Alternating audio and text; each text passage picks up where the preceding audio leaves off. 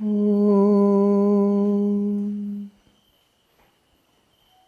Jananim Sharadam Devim Ramakrishnam Jagadgurum Padapadme Tayo Shritva Pranamami Muhurmuhu.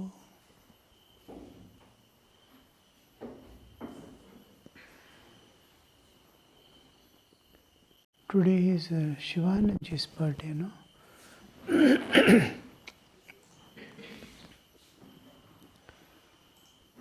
Today is one of the direct disciples of Sri Ramakrishna, Swami Shivanandaji Maharaj's birthday. We shall remember him. Of the 16 disciples, he is also one who contributed a great deal to the establishment of Ramakrishna Method Mission.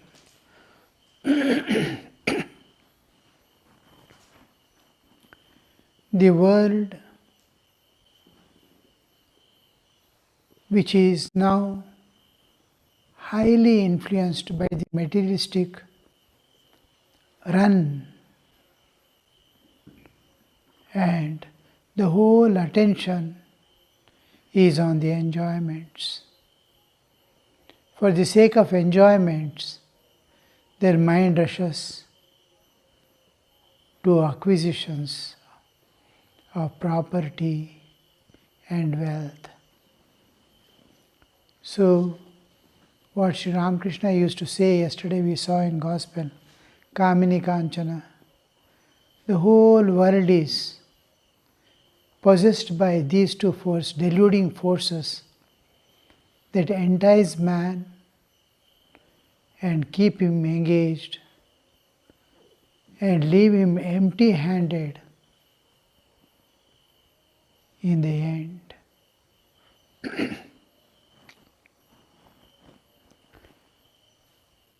Everything we see is split.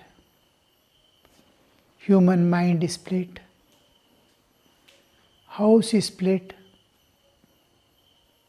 Villages are split. Nation is split.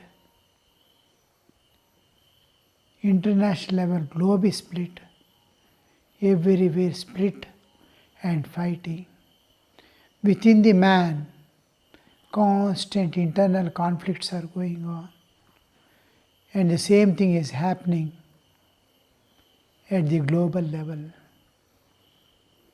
And we are not able to see the beyond which the sages saw at the cosmic level, the conflicts going on.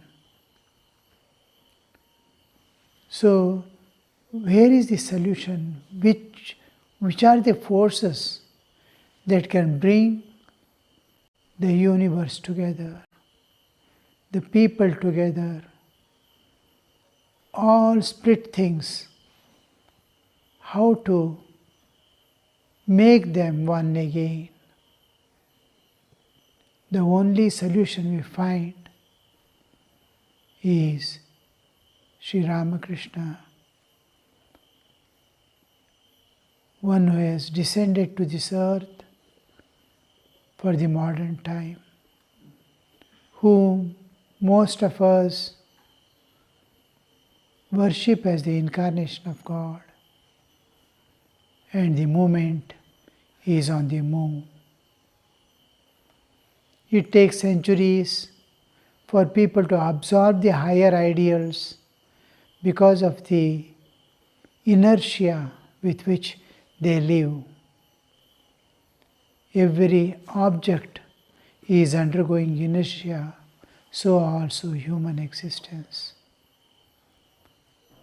The law of conservation. To be what I am, not to change, is inertia. So some respond according to the stage of evolution, and we see they bloom in the same society, they derive great peace. They feel the liberation. And we see Sri Ramakrishna bringing up these 16 disciples, specially meant to establish an huge institution through which the message is being spread, the Ramakrishna Math and Mission.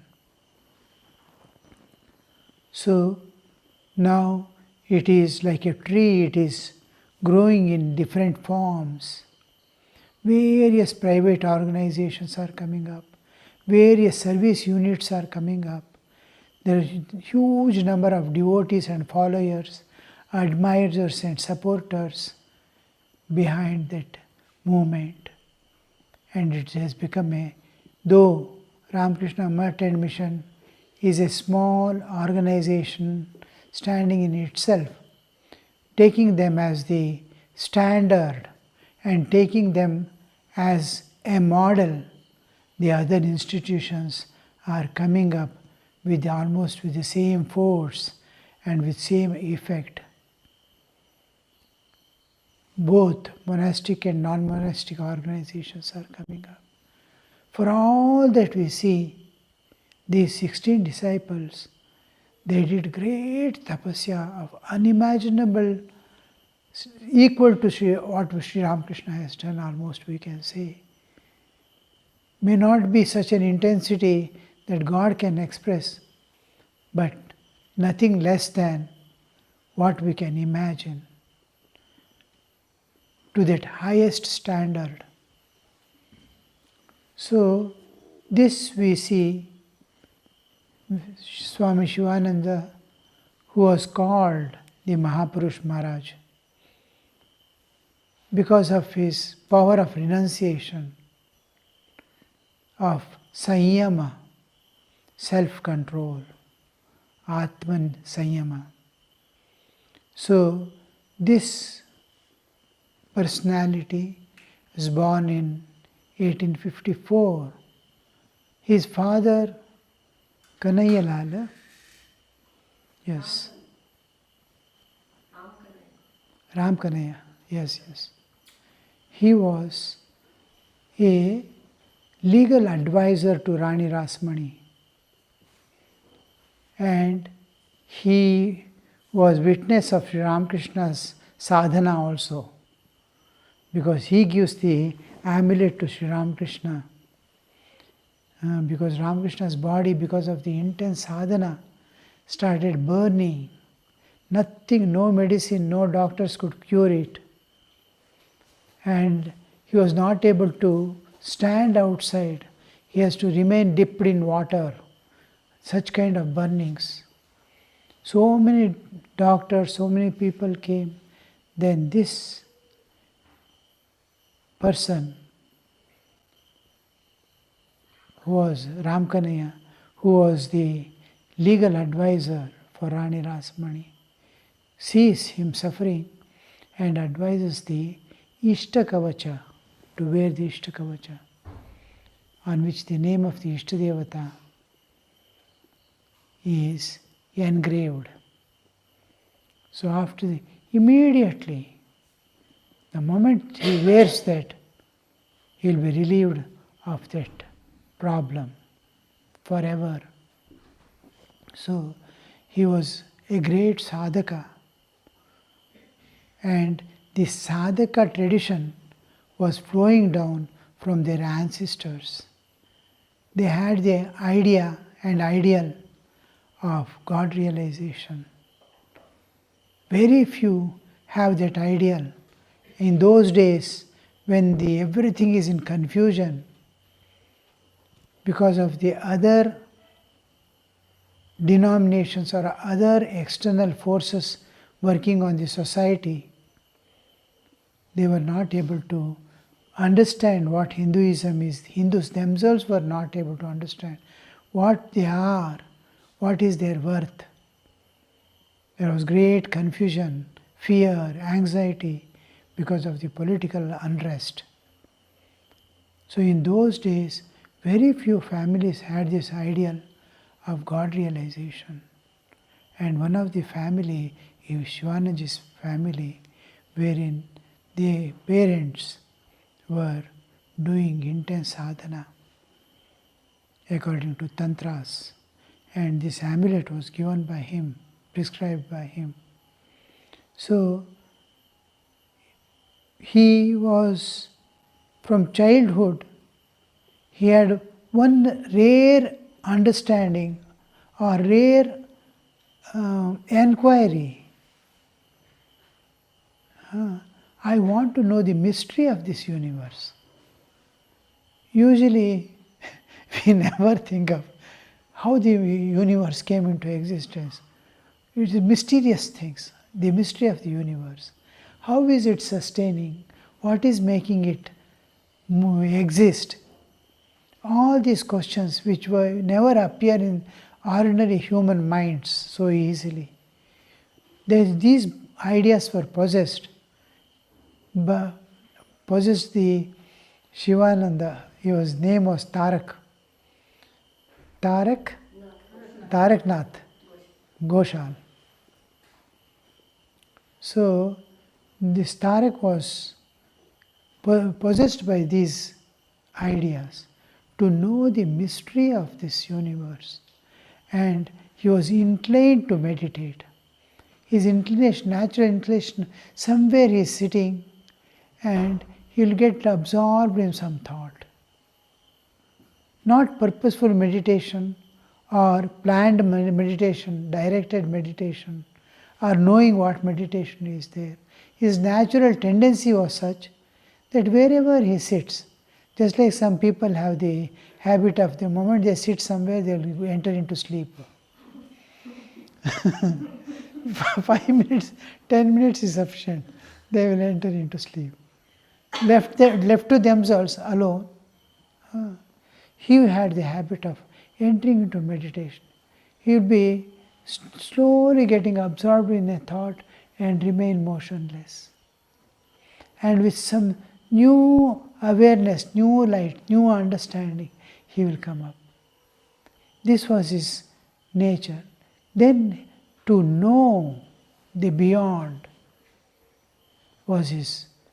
And the childhood, young days and all go, and he comes in contact with Keshav Sen. Those days, Keshav Chandra Sen was very popular in West Bengal especially.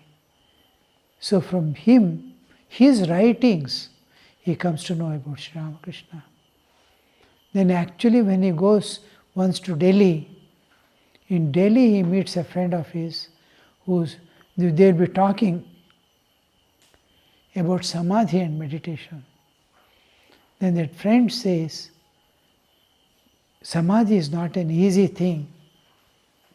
I have at least, that friend says, not seen anybody entering, but I have heard of a few people entering into samadhi.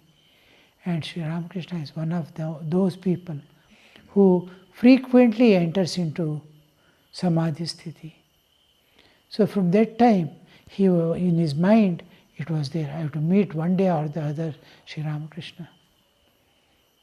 And an opportunity comes to him soon when he comes back to Calcutta in the house of Ramchandra Datta. His first meeting with the master will be there. And after that, after seeing Sri Ramakrishna, anybody is captured, over. Jasap, king cobra. When it catches, it's finished. So he was again and again to meet him, somehow to meet him again, was subsequent Saturday, he makes up his mind to go to Dakshineshwar and meet him. At Dakshineshwar, he meets Sri Ramakrishna. It was perhaps 1882, 1886 is Mahasamadhi of Thakur, 1882. In 1882, he meets Sri Ramakrishna in his house, Ramchandra Datta's house, one of the householder devotees. He meets, and after that, when he goes to Dakshineshwar, then he will be initiated, means spiritual life, seeing him, meeting him. The initiation, spiritual initiation need not go through formalities. A touch, a sight of the Guru, a Karuna Kataksha is sufficient to initiate a person. So when he goes there, it will be evening, and Sri Ramakrishna soon begins the evening services at the temple, Vesper services. And Sri Ramakrishna takes him and goes there. They are from Brahmo Samaj who do not want to bow down in front of an image. They don't accept images as the representatives of God.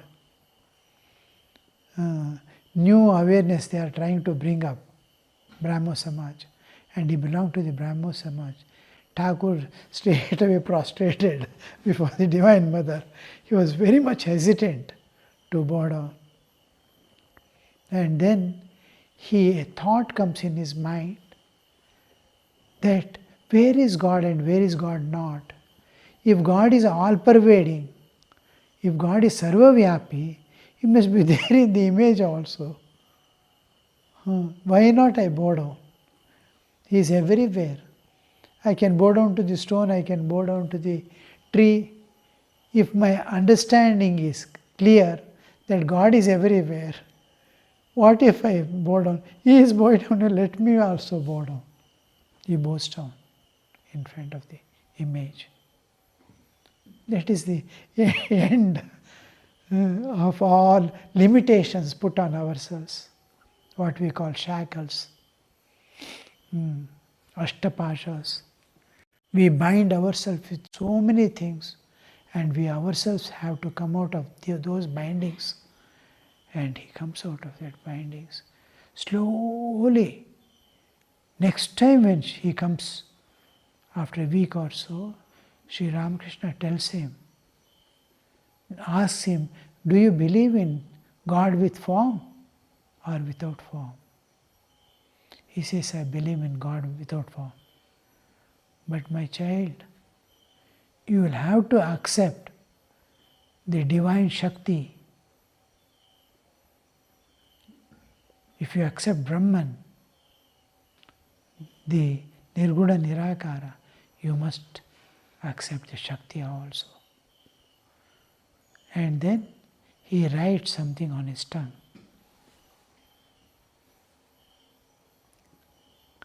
He immediately enters into transcendental state. And he completely forgets the whole world and the external existence becomes oblivious. He is not at all aware of it. Inner spiritual awareness becomes clear. Now he understands what is that Shakti.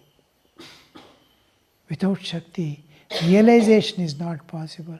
Who will remove your veil of ignorance if you don't accept the Divine Mother? Some power has covered you with ignorance, and the same power has to remove it. If you accept everything is Brahman, do you experience everything Brahman? Sachidananda Sagara? No. Why? You accept that there is an ignorance, sheath of ignorance. How did that sheath of ignorance came upon you? Some power has covered your vision. Your vision is covered. Some power has covered. Though you are Brahman, though you are, and you must accept that power. That power, some power has to come and remove that. Now his eyes were open. he started becoming slowly closer and closer to Divine Mother. More and more acceptance of Divine Mother. More and more acceptance of Sri Ramakrishna. See, the total acceptance of even Guru comes with spiritual awakening. Till then, the Guru is external Guru only. He has not become the internal Guru to awaken the spiritual awareness. He remains outside. Maximum we worship, we do all things. If the opportunity is given, we serve. Most of us, after initiation, second meeting won't be there with Guru. And finally they part from this world. And there are people who could get the opportunity of serving and intimately be in the company of the Guru. They are blessed to be Nirvanaji and Brahmananji, you see. All these are the places where you see the intimacy. Then we see, after the passing away of Thakur, Sri Ramakrishna, after his Mahasamadhi, all these people had to go away and they assemble again.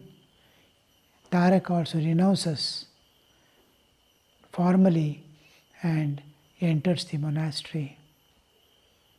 And they had an habit of usually even the living together, renouncing everything and getting absorbed day and night in the sadhana, and weeks and months used to pass without exchanging the word with each other. They are so busy, they don't even go for bhiksha, they don't want to fill even their stomach. And one of them, Ramakrishna Maharaj, Purashrama name? Shashi Maharaj. Shashi Maharaj used to go, beg and bring, force them, drag them and feed them.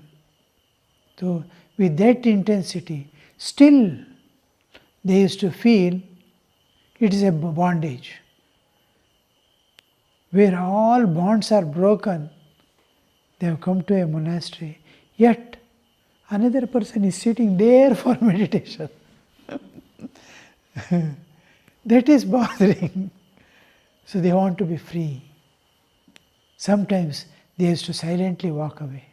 You can't search where they have gone. They will walk from one place to one place. Once in 2-3 days, beg something and be alone, only with God. No, total dependence on God without any possession. They used to love that. Sometimes again come back to the monastery because others who have renounced, they are not able to part from them. How they are, I am enjoying, I am safe, I am experiencing God. What about them? That drags back. Again come and see them, meet them. Once in again fortnight, weeks, months will go away. Like that, when at one time, when he was in Almora, as a wandering monk, he goes to Almora and meets one Mr. Sturdy there, who was from England. Swamiji will be there it was perhaps 1893, where Swamiji was in US. And Sturdy comes to know about Swami Vivekananda from Shivanandaji Maharaj and makes all arrangements to invite him to London, European countries. And from there Swamiji goes to European countries and starts spreading the message of Thakur there. And then in 1922, yes, 1922, after the Brahmanaji Maharaj passing away, he becomes the president of the Ramakrishna Mutt and Mission. In 1926, there will be convention, great convention.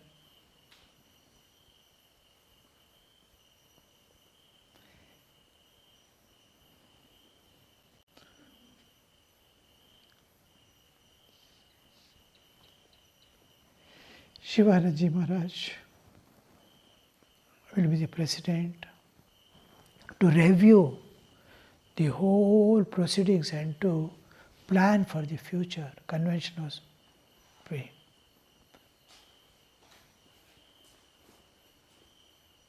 Almost all devotees of the world assemble at that time, give their suggestions, review the whole process, how they came, how they grew up, how the institution was formed, what are the problems they faced, what are the problems they are facing, how to go ahead, and the offering of gratitude to the Master who made such a great thing to give life to Indians and to humanity, message for the humanity, to express, to thank the Lord for all that. So convention was arranged in 1926. It was a grand success of unimaginable dimensions, and it starts taking deeper roots after that, and he will be doing. Then Swamiji returns in Swami Vivekananda in 1900 when Swamiji returns from the West. Swamiji goes to Mayavati. Shivaji Maharaj follows him, he joins him in the trip. And at that time, in 1900, when he goes there, Swamiji asks him, leave me at Philibit and you start collecting some funds for the institution. We don't have sufficient funds even to meet our two ends. So do some collection of funds for Belur Mutt. Then, leaving Swamiji, he starts here and there collecting funds. And then the Raja of Binga, he gives 500 rupees. This 500 rupees is a huge amount, so maybe something like 15-20 lakhs now. And he immediately, when Swamiji was still alive, he gets that funds, and then he starts the Banaras ashram. Shivanandaji Maharaj buys that land in Banaras and then builds up an ashrama there, a service unit. First, almost a huge that dimension of begins with small services to poor people, and it gets finally established. But after establishment, he spends a lot of time there in Banaras doing intense austerities, great tapasya, a life of tapasya, severe austerities. For what? We don't know. For the welfare of the world perhaps, because there are realized souls. What do they want to get from the tapasya? But he does. And then afterwards, in 1934, 36 is Belur Math temple comes up, I think. 34 he leaves the body. So before that, Swami, he goes to receive Swamiji in Madras. At that time, Swamiji asks him to go to Ceylon and preach. Shivanandaji Maharaj will be there in Ceylon for 1 year almost, preaching there. He will be taking classes on Raj Yoga and Bhagavad Gita in Ceylon for those people. And it becomes a popular subject for those people. So like that, he spends his life dedicating for the world's welfare. And now the name of Sri Ramakrishna and Vivekananda is almost all the people in the world have heard, if not knowing much, but heard at least the name Vivekananda. All right, this is to remember that great soul under whom we are all monks now. We are all spiritual aspirants. We are sadhakas, trying to move along the steps they are left on the sandbank of time. Om Shanti Shanti Shanti Harihi Om Tat Sat Shri Ramakrishna Arpanamastu.